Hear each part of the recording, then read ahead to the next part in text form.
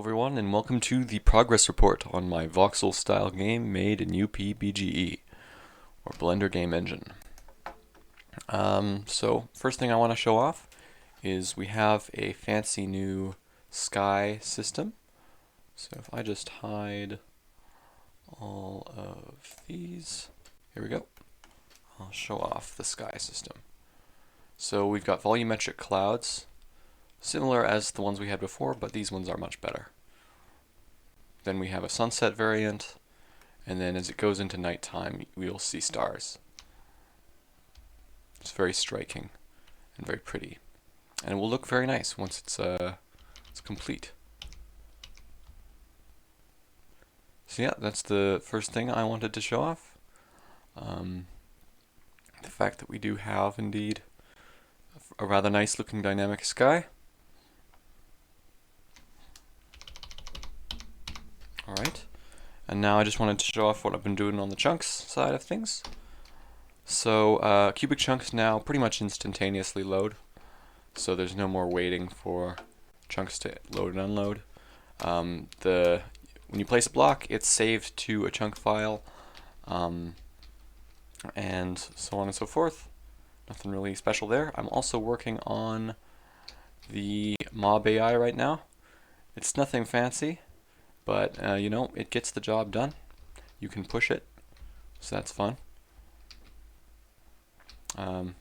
It's not extremely intelligent, but it does what it needs to do. It can walk forward, it can turn, and it can walk while turning.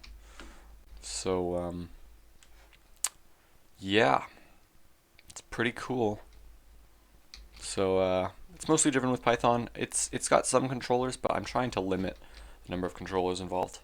I want to go into this mob AI one of these days and just remove the controllers. So there's a few problems going on right now. First of all, the chunk borders don't line up perfectly with the blocks. I'm going to have to fix that soon, because if I walk over into this border, that chunk will disappear, but load in the new one. And that's fine, it's just that it doesn't happen right at the edge of the block, it happens partially through the block.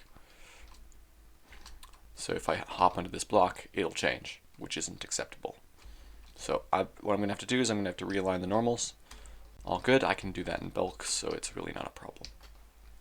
And then I'll have to adjust the border indicator again.